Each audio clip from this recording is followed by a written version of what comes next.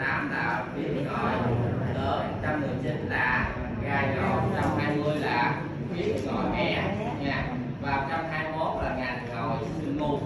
122 là gì các chị? Diện mu nha, diện mu.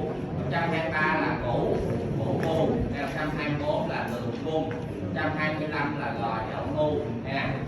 Và nguyên đường này nè, đường cung và chỗ cái 124 này gọi là màu được, hơi nhô lên. 126 này là đường cung, đây là 127 là màu được. Rồi 115 là cái hố chậu nha, chị nhớ là hố chậu. Ở mặt ngoài, mặt sau gọi là diện mông ha, còn ở phía trước là hố chậu. Rồi 115.